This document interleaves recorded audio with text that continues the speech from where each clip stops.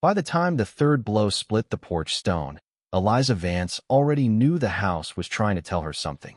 And when the chunk rolled out of the dirt and flashed pale as fish belly in the lantern glow, the man at her gate called her name like he meant to take the whole place with it. She was on her knees in the red dust under the porch, skirts tucked up, sleeves wet with sweat from the elbows down, the sour smell of old timber and dry earth in her nose.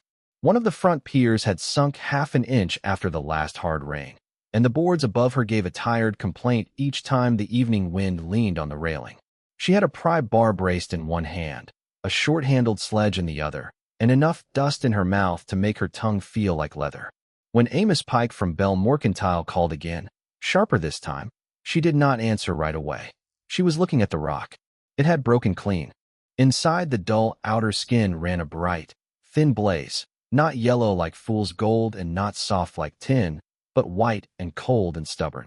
She had seen that color before, years ago, in the small assay tray her husband Caleb had once brought home after a lucky week in the mountains, back when luck still visited other people. The memory hit her so hard she sat back on her heels in the dirt and forgot to breathe. "Mrs. Vance," Amos called. "I don't intend to stand out here all night." "Then don't," she said. Her voice came up through the porch boards flat and low. Not angry, tired in a way that had gone past complaint and turned into bone. She set the sledge down carefully beside her knee, rubbed her thumb across the broken stone, and watched the silvery dust shine against the skin. Amos was a thin man with hat-brim manners and a bookkeeper's soul. He cleared his throat in the yard. "Mr. Bell says if payment isn't made by Saturday noon, he'll have no choice but to place a lien on the property and fixtures." At that, she reached for the lantern and crawled out from under the porch. The light found her face in pieces first, a cheek streaked with dirt, a mouth set firm from years of making one chicken feed 4 mouths, eyes gray as weathered nails. She came up holding the rock in one hand and the sledge in the other. Amos noticed both. He also noticed she had fixed the jack under the front beam alone. The yard around her was small and hard-used. One square patch of beans already losing the fight to August, a rain barrel with a split stave bound by wire, a wash line gone slack in the still heat. The house behind her had once belonged to a family with music in it. Now it held one widow, a kitchen table rubbed pale by mending. 2 spare rooms she let when the stage road was kind enough to send paying men, and more stubbornness than profit. The sun had dropped behind the low black shoulders of the range, leaving the sky the color of peach skin over the mesas. Heat still lifted off the ground in wavering sheets. Amos held out a folded paper. "Saturday." She did not take it. "Tell Mr. Bell I heard him the first 6 times. He'll want the house if you can't pay. He's wanted the house since Caleb was breathing." Something in Amos's face moved and then went still again. He had known Caleb. Everybody in Cienega Trace had. Known him laughing, mostly, and then coughing, and then not at all after the cave-in 2 winters back in the North Cut. Amos tucked the paper into the crook of the gatepost because he lacked the courage to come nearer. "If there's anything worth selling," he said, glancing past her at the porch, the barrel, the chicken coop, "best do it quick." She looked at him until he lowered his eyes first.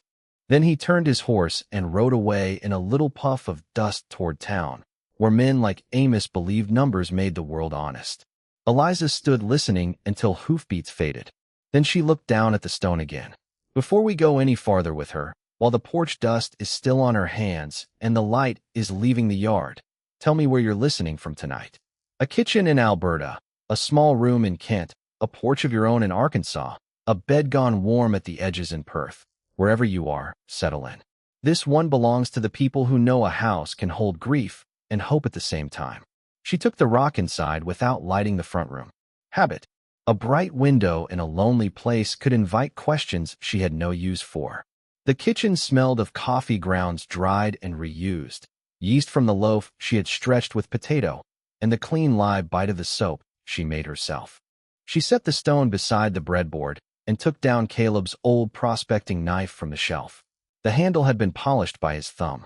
She hated that she still knew exactly where his fingers had rested. When she shaved the edge of the rock, the filings came bright again. For a long while she sat at the table staring at them. Outside, one of the hens fussed herself onto roost. Somewhere down in town a piano started up, blunt and cheerful through an open saloon door. It made the quiet in her kitchen feel deeper. She thought of the mortgage note in the gate, of Belle's careful smile, of Caleb coming home for years with empty pockets and stories about what lay one ridge over, always one ridge over. She thought of the day they buried him under a clear sky so blue it had felt insulting. And then she thought of what sat now in the palm of her hand. At dawn she wrapped the stone in an old flower cloth, put on her plain brown hat, and drove her mule cart into town before the stores fully opened. Cienega Trace had been built the way most hopeful places were built, too fast and with too much faith. One muddy main street, a false front hotel leaning a little east, Belle Mercantile standing broad and smug near the center like it planned to outlive all the rest, a blacksmith shed, a church, a schoolhouse that smelled of chalk and mice, and a row of miners' cabins scattered toward the arroyo. Pinion smoke from breakfast fires sat low in the morning air. Men looked up when she passed because widows traveling early and alone gave folks something to talk about. The assay office belonged to Davy Rowe, a Cornishman old enough to remember 3 booms and trust none of them. He had one eye that watered in dust and a habit of muttering numbers as though the Lord had hidden truth inside arithmetic for men patient enough to hunt it out. He weighed the sample without comment, scraped, heated, sniffed the bead, and frowned. Then he repeated the whole process with greater care. Eliza stood with both hands flat on the scarred counter. She could hear each crackle from the small furnace, could smell hot metal and lamp oil. Her heart beat unpleasantly high in her throat. "Well," she said at last. Davy did not look up. "Where'd you get it?" "Under my porch." That made him raise his head. He came around the counter and held the bead to the light. "If you're teasing an old man, do it with something less convincing." "I'm not teasing." He studied her face, found no room for humor there, and let out a breath. "High-grade silver ore, rich enough to start bad habits in good men." The room went very still. She had imagined relief.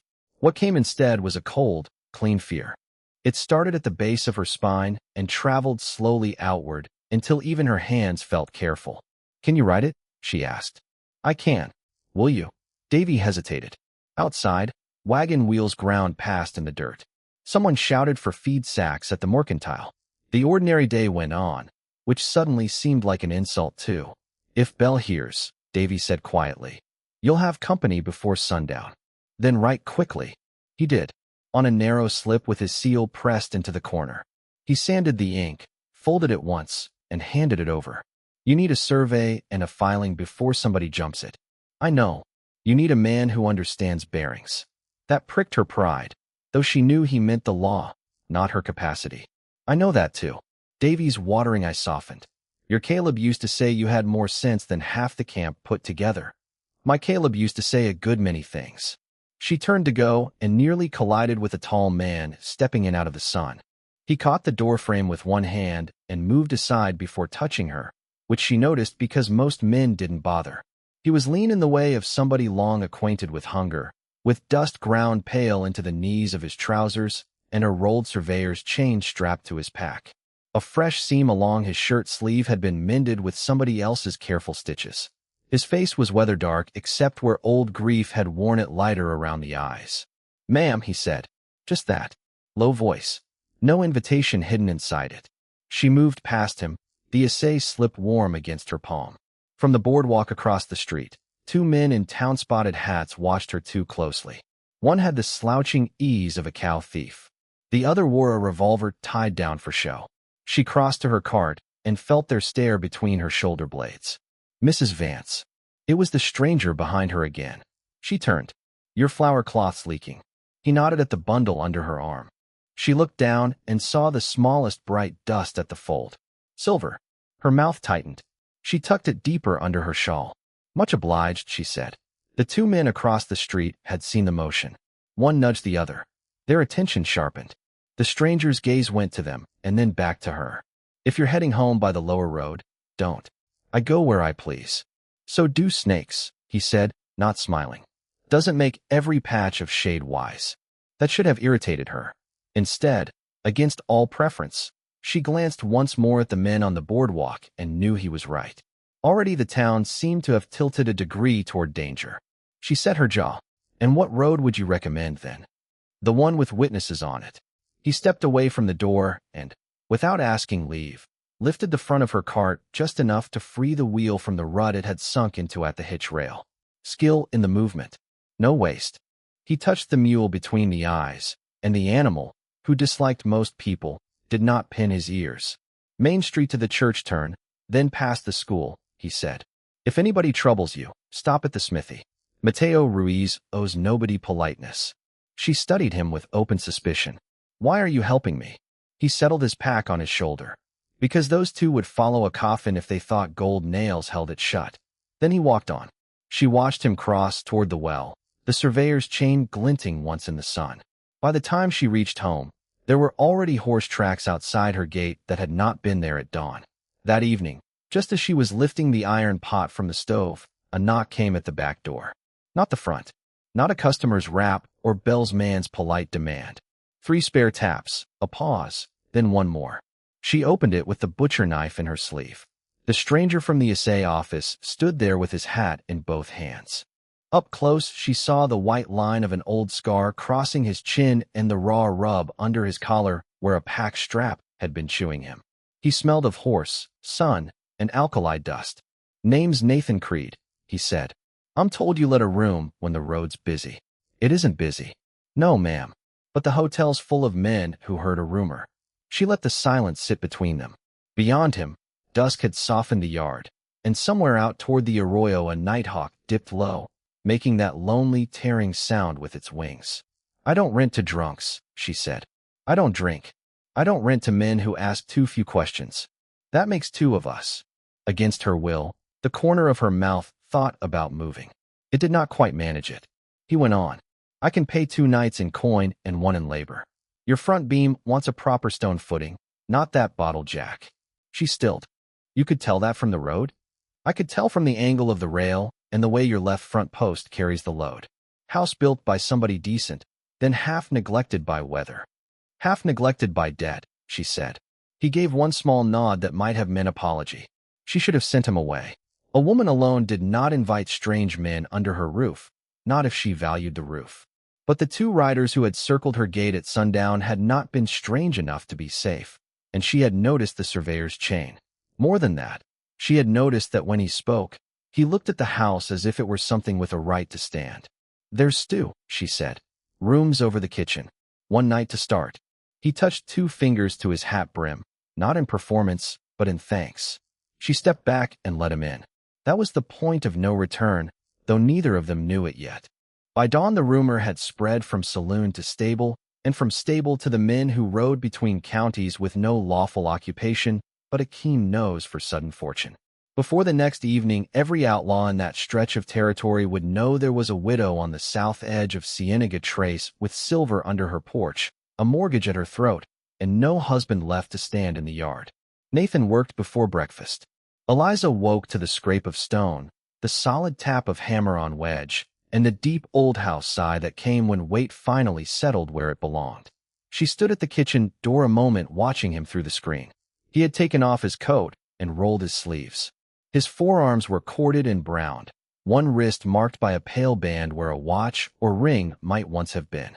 He did not fuss over the job. He read it, like a man reads a trail after rain, and put each motion where it needed to go.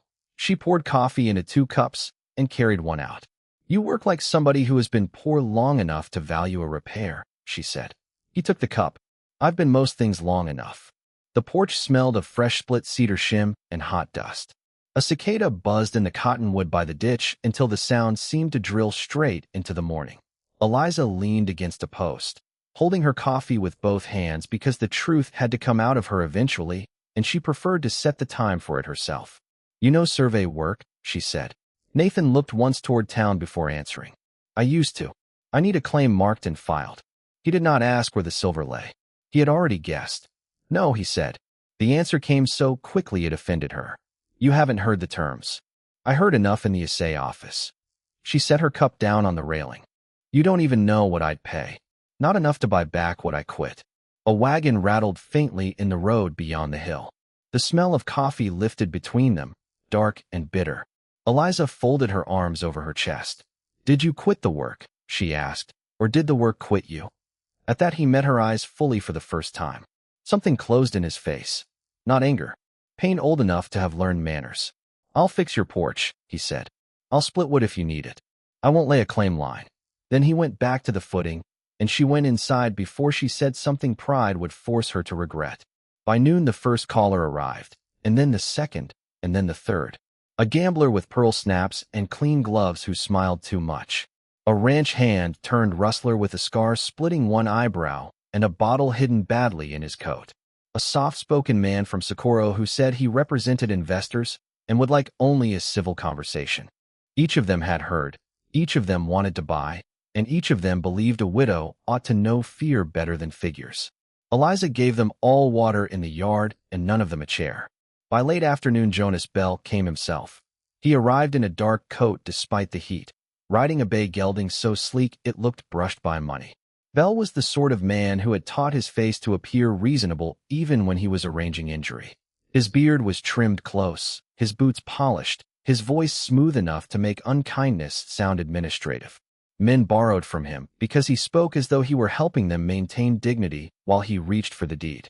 "Eliza," he said as if they were old friends with a small misunderstanding to mend. "I heard a peculiar little rumor.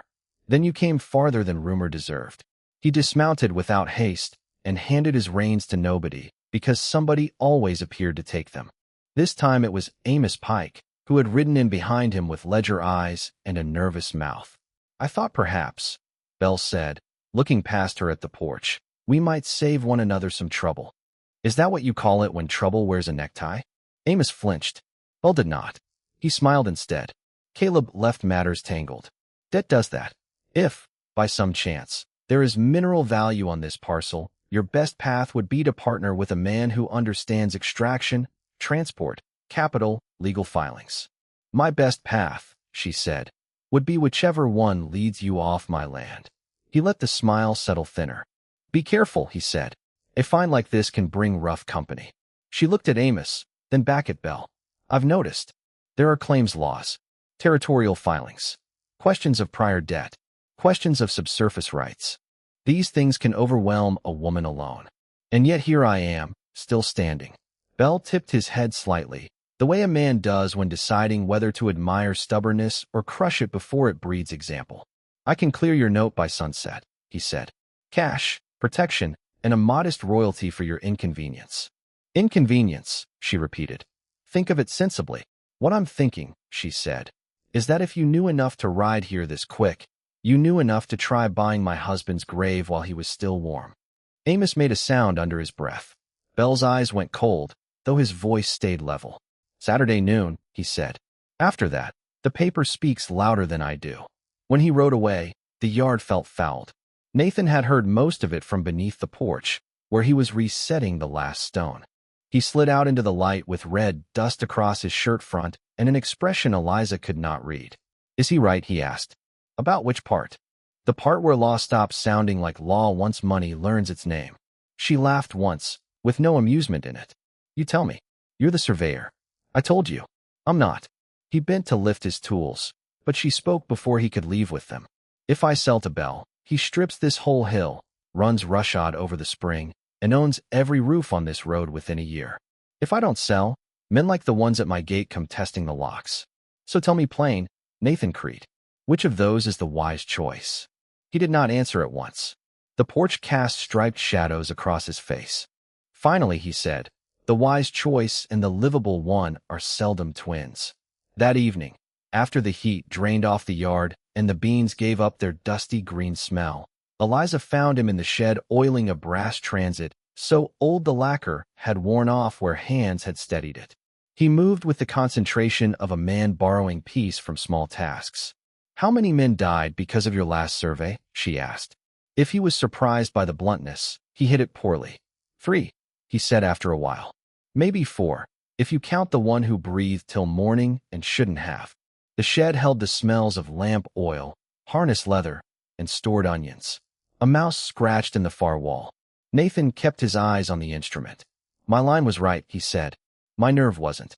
A company man altered the markers after I signed. I knew he might. I rode on anyway." "You reported it?" 2 days later. "Too late." "Yes." She leaned one shoulder to the doorframe. And since then I measure roads for freight camps and sleep where there's room.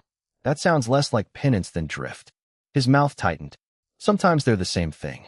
She should have let it lie. Instead, she took the assay slip from her apron pocket and laid it on the workbench between the oil rag and the transit. He did not reach for it. I can lose the house, she said. I've been preparing for that since Caleb died. I can even lose the silver if losing it is the cost of staying decent. What I won't do is hand Bell one more thing he didn't earn, because no one in town can stand up straight in front of him. Nathan looked at the folded paper, then at her hands. Work-scarred knuckles, burn mark at the thumb web, a fresh split at the heel of one palm from the pry bar. She had not covered the truth with pretty words. Maybe that was what moved him. Maybe it was only that some men have been waiting all their lives for somebody to ask them for the harder thing. He sat back on the stool and let out a slow breath. If I do this, he said, we do it by daylight and in public. We set every marker where witnesses can see. We copy every note twice. We ride the filing ourselves. Yes. If it turns bloody, I leave. She did not hesitate. No, you don't. That surprised a laugh out of him, brief and unwilling. Then he stood, reached for the assay slip, and read it once. We'll need chain, stakes, a competent witness, and a man the recorder fears enough to mind his own honesty. Mateo Ruiz for the witness, she said at once. And Davy Rowe can frighten anybody with arithmetic. Nathan folded the paper again and handed it back. Good. Then we begin at first light.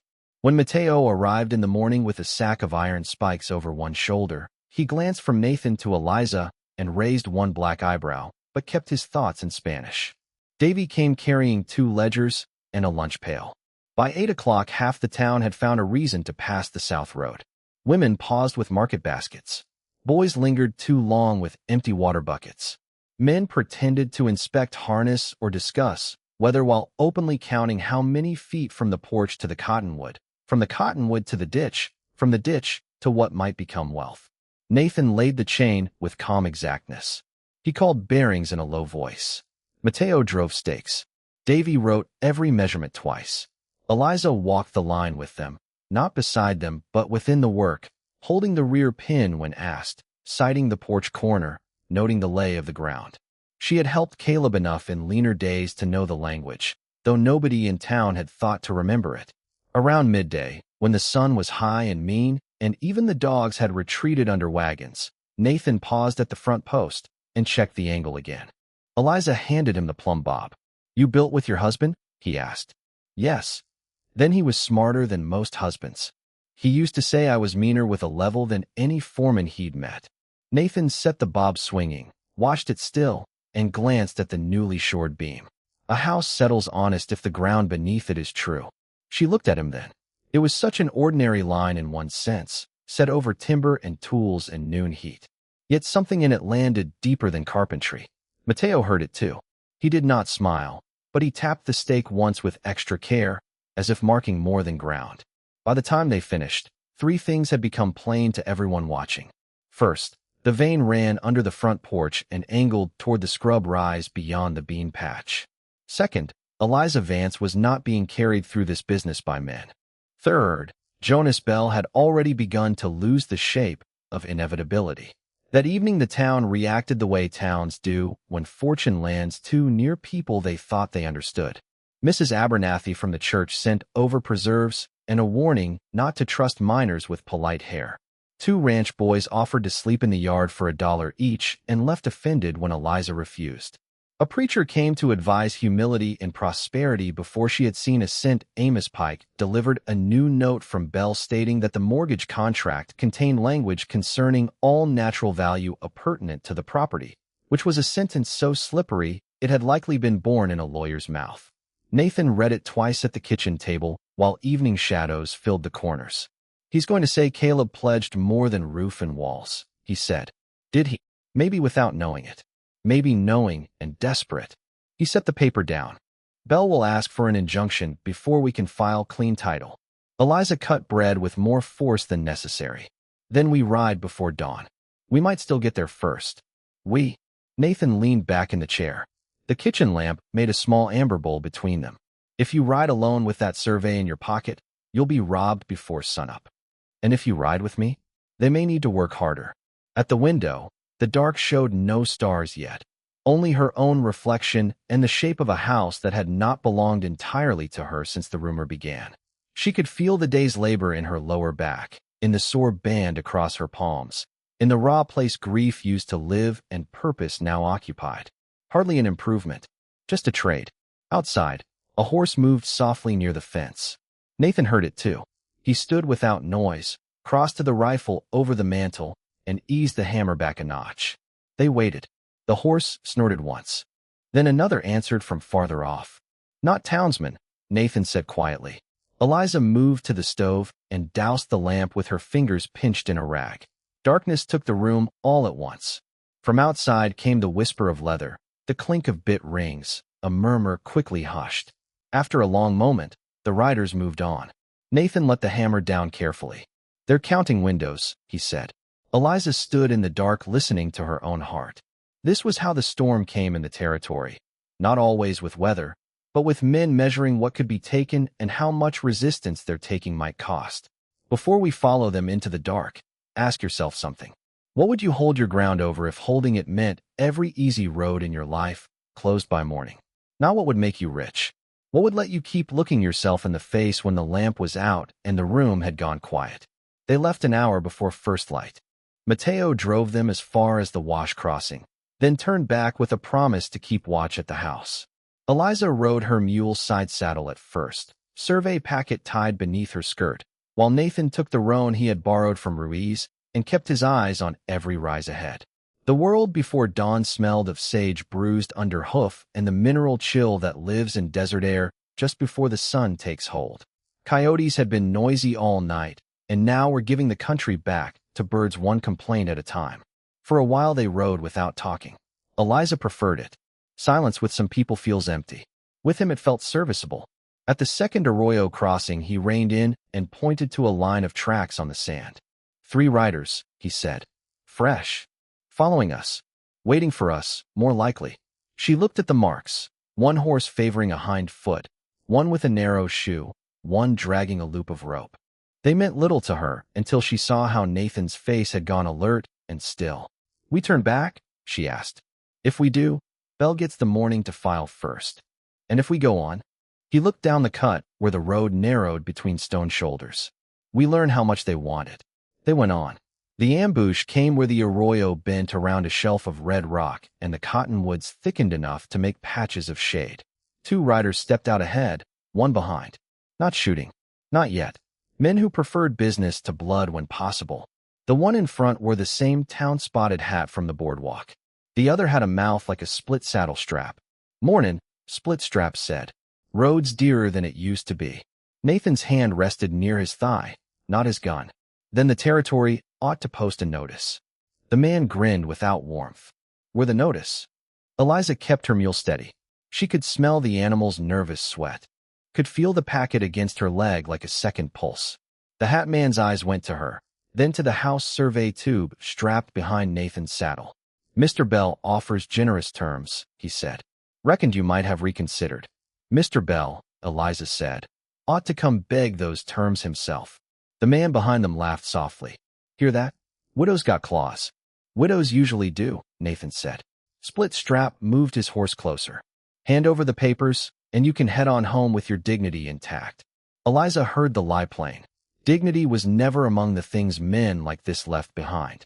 Nathan glanced at her once, fast. She understood nothing except that she was meant to follow his lead. Then he lifted both hands slightly from the reins. "Easy enough," he said. "No need to tangle over ink and chain." The rider behind took that as weakness. He nudged forward too soon. Nathan's roan lurched sideways into him with the full shove of trained weight, knocking horse against horse. In the same instant Nathan yanked the survey tube free and flung it under the cottonwoods to the left. All 3 outlaws turned their heads. Eliza was already moving. She drove her mule hard to the right, into the shallow wash, skirts snapping against the saddle, sand kicking up hot against her boots. A shot cracked behind her. Another. The sound slapped the arroyo walls and came back meaner. Nathan cursed once, sharp and distant. She did not look. The wash narrowed. Mesquite clawed at her hem. The mule lunged forward, half panicked, Better for it.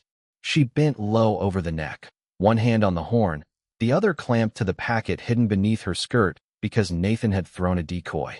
He had carried an empty tube for them to chase. The knowledge landed in her body like fire. She heard hoofbeats gaining behind, then a third shot and a man shouting. She risked one glance back. The narrow-shod horse had taken the wash after her. Rider crouched low, dust boiling up around him. Past him, higher on the bank, Nathan was on foot, using the roan as cover while he fired uphill. One of Belle's men was down. Not dead maybe, but out of the saddle. Eliza turned forward again just in time to see the wash drop into a dry chute. She hauled the mule left. Too late. The animal scrambled, front legs sliding. Eliza threw herself clear as it went to its knees in a spill of stones. She hit the ground hard enough to knock sound out of the world. When it came back, it arrived in pieces, mule braying, a rider cursing, pebbles skittering under boots. She rolled, came up with a rock in her hand because no better weapon offered itself, and saw the outlaw dismounting 10 yards away. Younger than she had thought, barely beard on him, pistol drawn, face tight with the kind of fear boys mistake for meanness. "Don't," he said. "Just hand it over." She could taste blood where her teeth had caught her lip. The packet burned against her thigh. "You boys never learn," she said. He blinked. "What?" "That if a woman's been poor long enough," she said, and swung the rock with all the turn of her shoulder. "She stops frightening easy." It caught him at the wrist. The pistol fell. He cried out and bent for it. She kicked sand in his face, snatched the gun herself, and leveled it with both hands though her arms shook from the fall. Behind them came another shot. Then Nathan's voice somewhere up the bank, shouting her name. The boy froze, half blinded, hand clamped over his wrist. "Sit down," she told him. He sat. Nathan reached her a minute later, breathing hard, one sleeve torn open and blood darkening the cloth beneath. He took in the scene, mule struggling, outlaw seated in the sand, Eliza holding the pistol with murderous steadiness, and something close to astonishment moved through his face. "Are you hit?" she said. "Not badly. You?" He looked at the boy. "I've had less ridiculous mornings." They got the mule up, bound the outlaw's hands with his own rope, and rode the remaining distance to the county seat by a backtrack Nathan knew from freight work. They filed the claim just before noon with Recorder Ellis, a man whose spine improved greatly when Davy Rowe's affidavit and Mateo's witnessed measurements lay on his desk in duplicate. But Bell had been quicker than quick in his own way. There on the same table sat an injunction petition citing the Vance mortgage and requesting a temporary stay on mineral extraction pending determination of rights. Ellis adjusted his spectacles and said he'd need the territorial judge in Las Huertas to hear both matters within 2 days. 2 days, Eliza repeated. "That's justice for you," Nathan said as they left the office, always promising to arrive in time to witness the damage. They should have eaten then, should have rested. Instead, they rode home with the filed copy under Nathan's coat, and the young outlaw turned over to the county deputy, who seemed disappointed to receive a prisoner less famous than rumor suggested. On the long road back, heat shimmered over the flats, and the sky held that polished, pitiless blue clear days where when men do their worst beneath them. Nathan's sleeve stuck wet to his arm.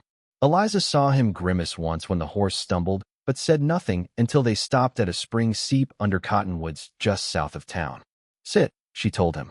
"I can ride. You can bleed sitting down same as standing." He sat. She cleaned the graze with cold spring water and a strip torn from her petticoat. The wound was ugly but shallow. He washed her hands rather than her face. They were steady now. The morning's terror had burned off, leaving only purpose and a strange anger at how alive she felt. "You planned that decoy," she said. "Yes. You didn't tell me. If I'd told you, you might have looked at the right pocket." She tied the bandage tight enough to make him suck in breath. "That for the lie or the wisdom?" "For assuming I couldn't act." He nodded, accepting both. After a while he said, "Bell's injunction mentions Caleb by name." She wrung out the cloth and the seep. "Most things ugly in this town do. He may have known about thee or before your husband died." Her hand stopped. Nathan looked out through the cottonwoods, not at her. In the county office, there was a survey packet clipped to Bell's filing. One of the field notes was copied from an old line I ran north of your place 3 years ago. Only Bell's copy used my numbers where the original didn't apply. He's been moving old paper around to make new thefts look respectable. Can you prove it? Not yet. The words opened a colder room inside her. Caleb had spent his last months borrowing against hope, digging in bell-backed claims that yielded little but cough and ruin, while the man holding his note may already have been eyeing the land beneath his home. That morning Caleb died, she said quietly. He took a pry bar from the shed. Said he needed to mend the porch before monsoon. I asked why he'd picked that day, and he told me the house had started speaking to him. I thought it was one more minor superstition. She looked at her wet hands. I think he found the same stone I found. Nathan was silent. And I think, she said, voice thinning with the effort of keeping it level, he told Belle enough to make himself valuable and then uncooperative. Nathan's jaw set hard. Maybe was worse than no. Maybe meant there had been time for betrayal. When they reached the house near dusk, Mateo met them in the yard with soot on one cheek and a crowbar in his hand. His forge apron was still on. So was his anger. They came, he said. Eliza was off the mule before he finished. Nothing had burned. That was first relief. But the front gate hung crooked, one hinge split. The bean patch had been trampled. The porch rail Nathan had reset that morning was hacked halfway through at one end. Not enough to collapse, but enough to make the threat plain. Who? Belle's regulars stayed clean, Mateo said. These were freelancers. One of them slapped Mrs. Abernathy's boy when he tried to watch. They searched your shed, your cellar, under the mattress, everywhere a fool would hide paper. Nathan's face had gone blank in the dangerous way. And June? Eliza asked. Mateo pointed toward the kitchen. Sleeping. June Abernathy, 11 years old and solemn as a judge, had been helping with washing when the riders came. She sat now at Eliza's table with her chin up and a bruise purpling near her temple where fear had made her careless against the pantry shelf. When Eliza crouched in front of her, the girl pressed both lips together hard before saying, I didn't cry till after. You can cry now if you like. June shook her head. Not worth their hearing. Eliza touched the back of the girl's hand. Such small bones. Such old eyes already. Something in her chest twisted. Nathan stood in the doorway, hat turning slowly in his hands. Did they say what they wanted? One called her lucky, June said. Said every outlaw in the territory was headed here, and if Mr. Bell didn't get rich off you, someone meaner would. The room smelled of soup gone cold, smoke from Mateo's shirt, and the copper note of fear that lingers after trouble leaves. Eliza rose. All right, she said. Then we stopped waiting for them to choose the hour. That night, they made a plan at the kitchen table. Mateo would bring 2 of his nephews to watch the back road. Mrs. Abernathy would keep June and any other children near the church. Davy would go through old assay ledgers to see whether Belle had asked quiet questions about Vance land before Caleb died. Nathan would search his survey rolls for the original notes Belle had copied.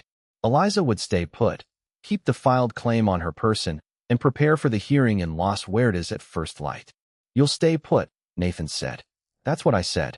You meant you'll stay put, and then walk out the moment somebody rattles the latch. I'm not made for cowering. No, he said softly. You're made for standing in doorways when ducking would do. She almost answered sharply, then saw he was not mocking her. He was frightened. The sight of it in him sat strangely on her.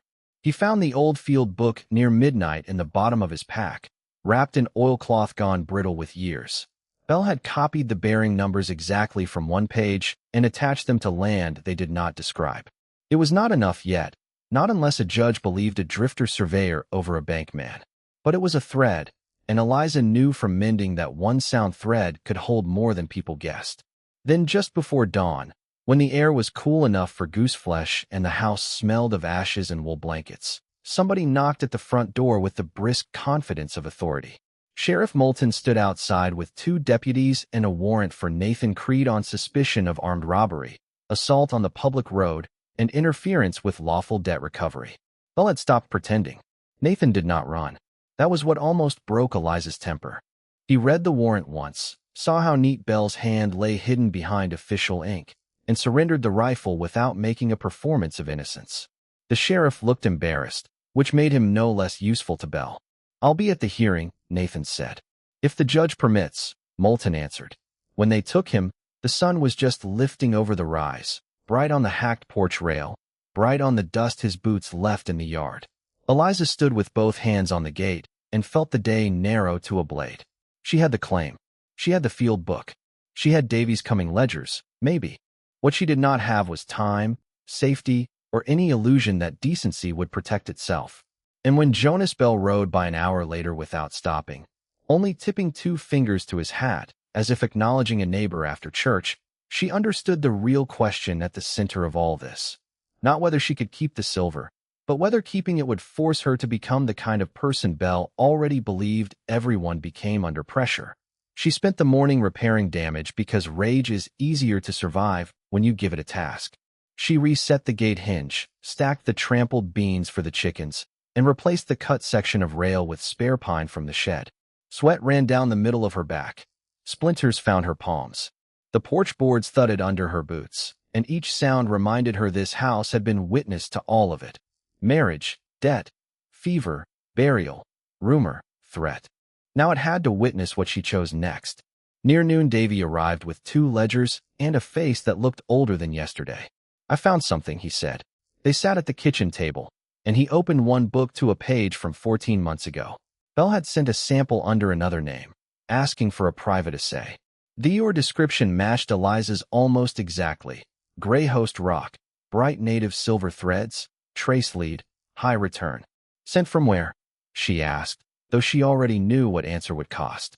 Davy turned the page and laid one spotted finger against Bell's own note in the margin. "South Rise, Vance parcel." Her vision tunneled for a moment. "He knew," she said. "Yes." "How long?" "Since a month before Caleb's cave-in." The room felt airless.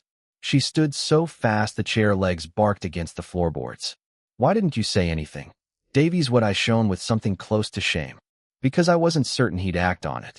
Because old men tell themselves delay is caution when it's usually fear. Because Bell finances half this town, and I was tired of burying businesses that crossed him." He swallowed. "Take whichever excuse offends you least." Eliza put both hands on the table until the first wave passed. Then the second. "Grief comes back in costumes. This one wore fury. I need a certified copy," she said. "You'll have it." As he copied the entry, the front room floor creaked. Mrs. Abernathy had brought soup and left without announcing herself, deciding perhaps that some scenes deserved witness only through half-open doors. She had a habit of pressing her lips flat whenever bad news grew teeth. Now she stood in her flowered day dress with the soup bowl cooling in her hands and said, "If Bell means to ruin you at the hearing, he'll want the town and those benches looking convinced before you speak." "Let them come," Eliza said. Mrs. Abernathy studied her a long moment. "There's a difference between being brave and giving evil a pretty angle to shoot from. You have advice?" "I have hats. Good women's hats fill courtrooms better than truth alone." By afternoon, there were 15 townspeople willing to ride to Las Huertas by dawn, not because they loved silver or justice in equal measure, but because Bell had been quietly tightening terms on everybody from storekeepers to shepherds, and Eliza's porch had become the first place his reach met real resistance. Mateo came with his nephews. Mrs. Abernathy came with her hat pinned on like armor. Davy came with the ledgers. Even June begged to come until Eliza made her promise to stay at the church and mind the younger children. Then, just before sunset, Bell sent one final offer. It came by Amos Pike, who looked thinner still. "Mr. Bell says the warrant on Creed disappears if you sign transfer tonight," Amos recited. "He'll forgive the note, provide a monthly allowance, and let you remain in the house until Christmas." Eliza stood on the porch holding the new rail she had just fitted into place. Pine pitch scented the air. Somewhere a dove kept calling from the ditch, patient as a metronome. "And if I don't?" Amos looked at the yard, the gate, the fresh scars on the post where men had chopped it. "Then he says tomorrow will be unpleasant for everybody attached to you." She felt the weight of the choice settle clean and hard. The easy road was there. Sign. Keep the house till winter. Save Nathan from Bell's paper trap. Stop drawing danger to the door. A person could call that prudence. Could even call it sacrifice. But she saw June's bruise. Mateo's nephews sleeping in shifts by the shed. Mrs. Abernathy pinning on her good hat for a courtroom she didn't know.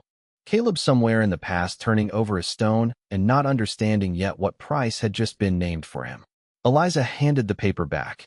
"Tell Mr. Bell," she said, "if tomorrow turns ugly, I expect it'll fit him." Amos's eyes lifted to hers. For the first time since she had known him, He looked less obedient than ashamed. He tucked the paper away and left without another word. The county jail in Las Huertas was cooler than the air outside and smelled of lime wash, old coffee, and the particular tiredness of men who lock other men up for wages. Nathan sat on the bunk with his bandaged arm resting across one knee and the slatted shadow of the cell door across his face. When Eliza came to the bars after moonrise, he stood too quickly and hit his shoulder against the wall. "You shouldn't be here alone," he said. She looked at the deputy snoring at the desk. "I'm touched by your confidence." She had ridden in with Mateo after dark, carrying the copied ledger, the field book, and a paper packet of salve Mrs. Abernathy insisted men never thought to ask for. Dust lay fine on her hem. Her eyes felt full of sand. Still, the sight of him upright did something loosening to her chest. "I know why Belle wanted you out of the way," she said. Nathan came to the bars. She told him about the essay note, about Belle knowing before Caleb died, about the false survey copy. Nathan listened without interruption, only once shutting his eyes. "I should have pressed that company man years ago," he said. "I let one stolen line become a habit in him." "You're not Belle." "No," he said, "but I'm one of the men who taught him how safe stealing could feel." The deputy coughed in his sleep and turned over. Outside the jail window, a wagon passed slow on the street, axle whining. Life kept doing that, rolling on while people reached the worst truths of themselves. Eliza slid the salve packet through the bars. Their fingers touched in the exchange, brief as a spark and stranger for how long it stayed in her afterward. "I kept thinking," she said, looking not at him but at the scarred plank floor, "that if I found a little luck at last, it would feel warm. It doesn't. It feels like standing in a doorway with weather on both sides." Nathan gave a rough half-laugh. "That's because luck's just trouble that hasn't named its price yet." She should have smiled. Instead, her throat closed unexpectedly, and she had to set one hand flat against the bars to steady herself. "I'm tired," she admitted, so quietly the words almost failed to exist. "Not the day's tired. Not the body. I am tired clear down where a person keeps the part of herself that still expects fairness." He came nearer, close enough that if the bars were gone, there'd have been no room left for caution. His voice, when he spoke, lost the dry reserve it usually wore. "Most folks think being known feels like being judged. It feels more like being carried." She looked up. There are moments when tenderness enters a room so softly, it almost masquerades as relief. This was one. Nothing grand in it. No promise dressed up as rescue. Only the plain recognition between two bruised people that each had seen the other at her worst and had not stepped back. She let out a breath she had apparently been holding since Caleb's funeral. "You make a habit," she said, "of saying true things like accidents. Safer that way." "For who?" "For men who've run out of deserving." The answer hit deeper than the first line had. Mutual vulnerability. They're in a dim jail with a deputy snoring and lime wash flaking off the wall. She moved closer to the bars until the iron cooled the backs of her fingers. "You are coming to that hearing tomorrow," she said. "I'm not done needing you difficult." A flicker touched his mouth. "That the nearest thing to affection you offer? It's the best available stock. If I live careful, maybe your opinion improves by winter." It did make her smile then. Small but real. And because the feeling that rose between them was too honest to leave unnamed entirely, she reached through the bars and laid her hand once against his good shoulder. He closed his eyes for the length of one breath, no longer. If you've ever waited so long to be seen that kindness felt almost painful when it finally arrived, then you know what sat in that narrow room between them. And if stories like this remind you there are still quiet people worth rooting for, leave a like and subscribe while that feeling is warm. Not for vanity, for company. On her way out, the deputy woke enough to mutter that Belle's attorney had arranged to dismiss Nathan's warrant if Eliza relinquished any claim larger than the footprint of her porch and kitchen yard. "Man says you could take the whole South Rise if you press the survey broad," he added sleepily. "Might be smart to do it before Belle does." Eliza stopped. "Whole Rise," she said, "runs further than your bean patch. Recorder's sketch shows it." Outside, moonlight lay thin on the street and the boards of the hitch rail. Mateo waited with the horses.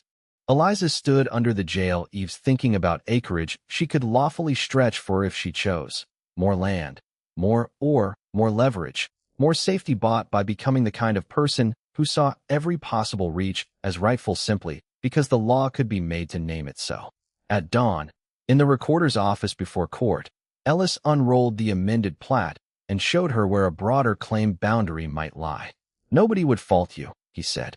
"Belle would do worse in your boots." She looked at the line. It swallowed part of the Ruiz grazing strip and the Abernathy kitchen garden besides. Legal maybe, or arguable. Profitable certainly. "No," she said. Ellis blinked. "Mrs. Vance, I'll take what is mine," she said, "and not what only becomes mine when greed changes clothes." He studied her a second too long, then rolled the plat back up carefully. He had seen Belle take more than he was owed often enough. Something in his face altered, not large, just enough to suggest he had witnessed restraint and would remember it later when memory mattered. The courtroom in Las Huertas was full before the judge arrived. Ceiling fans turned lazily overhead, stirring heat without improving it. Bench would smell of varnish and old sweat.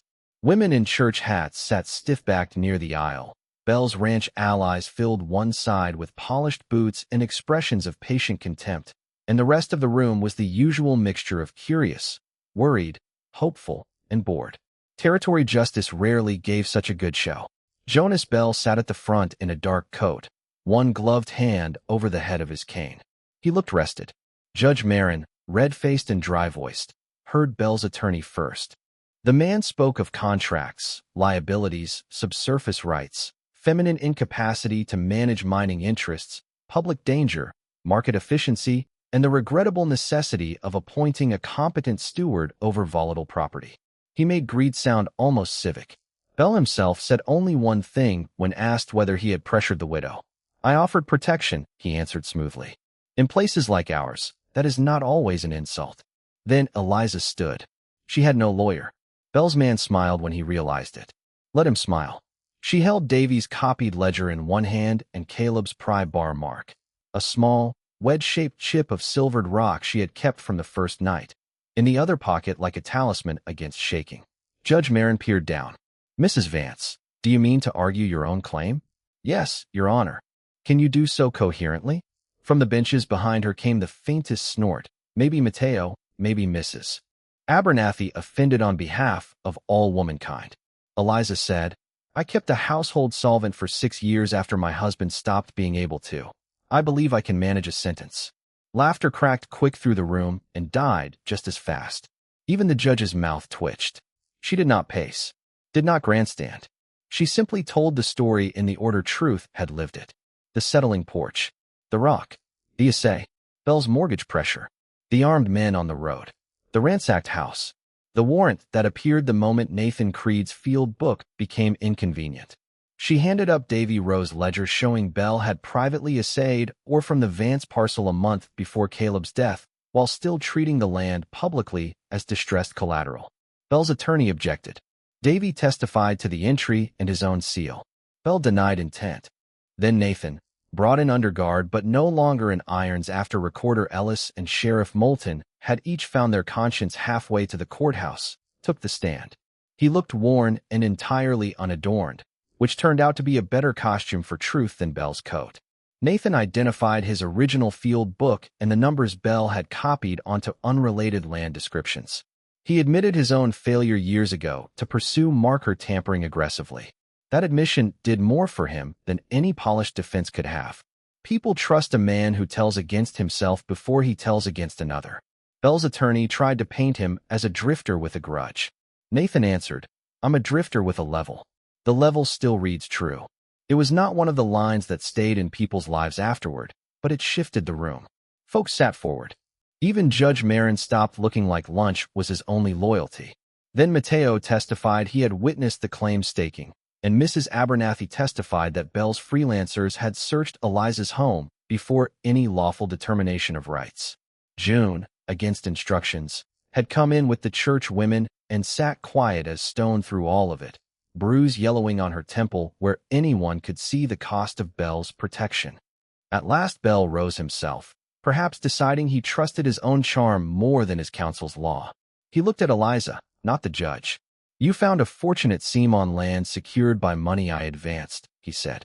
"You are alive to claim it because men of means build roads, courts, stores, and markets in places where women alone cannot. Whatever I knew, I meant to manage this find before chaos did."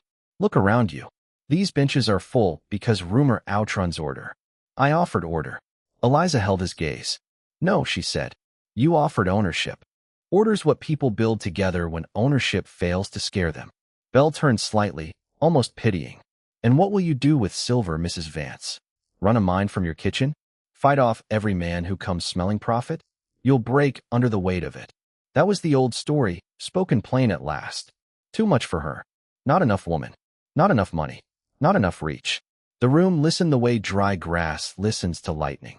Eliza thought of the porch beam, the filed claim against her leg on the morning road, Nathan's shoulder under her hand in the jail, June not crying until after, Amos looking ashamed, Davy learning too late what fear had cost, and Caleb hearing his house speak before Belle ever said the word protection.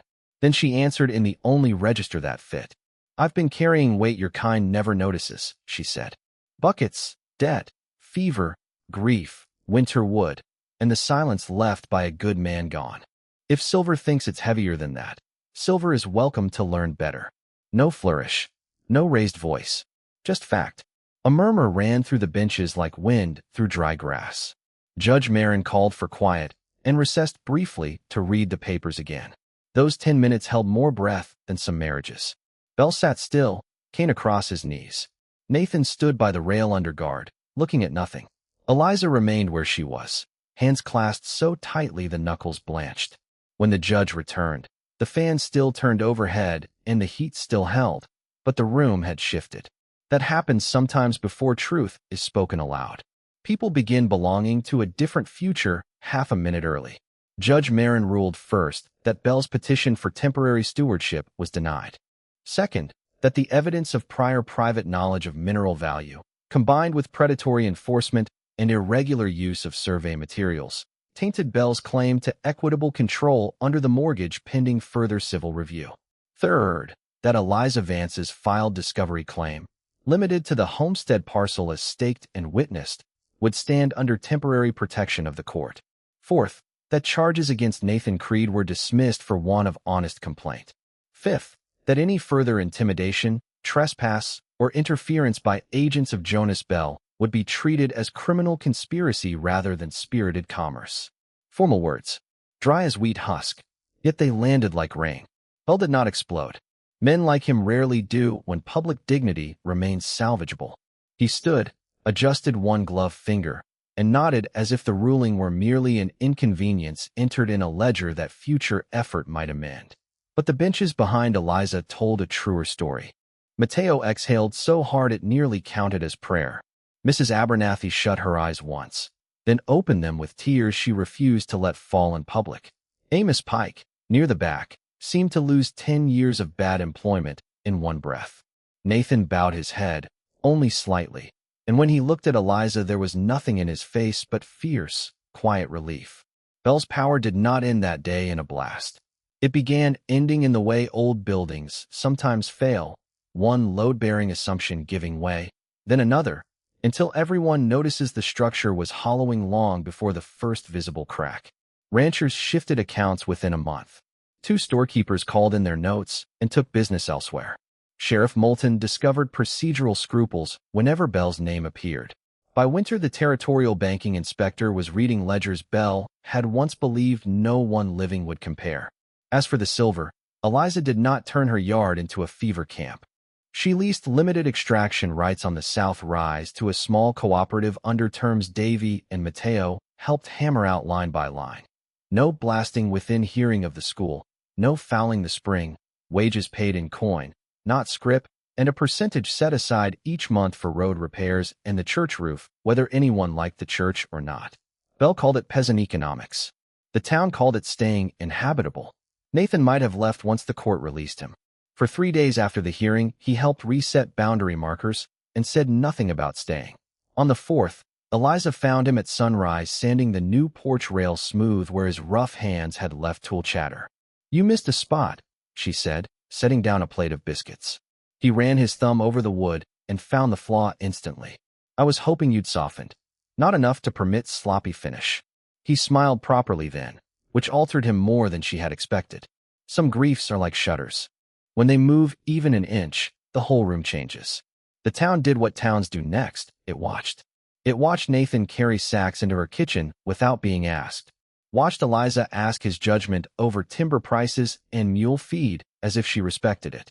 Watched them stand on the porch at dusk speaking low, not touching, which in some places counts as more intimate than kissing. Let them watch. People need stories almost as much as they need bread. By late October, the first real check came from the cooperative, folded crisp and strange in Eliza's hand. She used part of it to clear the last lawful remainder of the mortgage, part to put pains in the schoolhouse before winter, part to buy June a proper set of readers, and part to hire Mrs. Abernathy's nephew to dig a new drainage line so the porch would never sink again. When Mateo protested that she could afford to hire anybody now, she said, "I could, but he needs the work and knows the ditch." Quiet goodness, like silver, did not need announcing. Snow came early that year, fine and dry over the range, turning the scrub to ash colors and making every sound travel farther. One evening, weeks after the hearing, Nathan brought a small object into the kitchen while Eliza was peeling apples for preserving. It was Caleb's old pocket level, the brass one long thought lost. "Found it in the shed chest under the lamp wicks," he said. "Thought maybe you should have it." She took it from him. The metal was cold and carried the faint smell of machine oil and cedar shavings from a different year. Caleb's thumbprint had worn one side bright. For a moment the room doubled. Past and present laid one over the other so thin, she could almost hear two sets of footsteps in the same hall. "I loved him," she said. Nathan leaned against the table, hands open at his sides. "I know. I don't say that so you'll pardon it. I know that too." She turned the little level in her fingers. The bubble inside rested dead center, clear and still. "He was ambitious in the way thirsty men are," she said. "Always sure the next rise hid the water that would finally keep us easy. I spent years angry at him for chasing what wasn't under his feet." She looked up. "Then I got angry at myself for not seeing what was." Nathan did not reach for her. He let the silence do some of the carrying this time. At last he said, "You saw it. You just saw it when the seeing could help." The apples sweetened the air. Fire popped once in the stove. Out beyond the window, the miners' distant hammers had gone quiet for the night, leaving only the wind nosing at the eaves. "You going to leave when spring opens the roads?" she asked. There it was, the question that had been living in the corners for weeks. He took his time with it, which she appreciated. Quick answers are sometimes cheap ones. "I don't know what right I have to stay," he said. "Rights are a lawyer's trade." "I asked what you mean to do." He looked at the level in her hand, then at the porch beyond the window, newly true and holding. "For a long time," he said, "I kept walking because every place I left seemed improved by the leaving. These last weeks are the first in years I've done work that didn't feel like a substitute for apology." He lifted one shoulder. "If there's room here for a man still learning how to stop walking, I'd like to find out." Her throat tightened again, though more gently now. She set the level down on the table between the peeled apples and the knife. Then she stepped closer until the fronts of their sleeves brushed. "There's room," she said. No speech followed it. No dramatic embrace. Just the first honest kiss arriving as many necessary things do in mature lives. Quietly, a little late, and all the more sure for having taken the long road. Winter passed, and spring kept its word. Months later, when the cottonwoods leafed out green as fresh glass along the arroyo, and the porch no longer gave one complaining sound under weather or memory, June came up the south road with schoolbooks under one arm and a ribbon in her hair Eliza had tied that morning. Mrs. Abernathy's nephew had dug the drainage right. Mateo's cooperative men worked the rise 3 days a week and spent their wages in town, which made the bakery reopen and Bell's Mercantile look emptier by the month. Davy Rowe, restored by usefulness, took to saying aloud that arithmetic had finally done something Christian. Jonas Bell still wore dark coats, but fewer people hurried when he spoke. His bank survived the winter only to be audited in spring, and by summer he had sold his bay gelding, dismissed half his staff, and learned the long educational boredom of being listened to politely and ignored. Some endings are cleaner that way. A man keeps his life and loses his certainty, which is often the dearer forfeiture. On the first warm evening after planting, Eliza sat on the rebuilt porch shelling peas into a blue crock, while Nathan planed a board for the new railing extension they had decided on for no reason but comfort. The air smelled of damp dirt from the watered garden, wood curls, and the first lilacs Mrs. Abernathy had bullied into surviving by the fence. From inside drifted the clatter of June setting plates with the solemn importance of a child trusted at last with ordinary tasks. Down the road, somebody laughed. Not cruelly, just because the day had left enough room for it. Nathan looked up from the plane.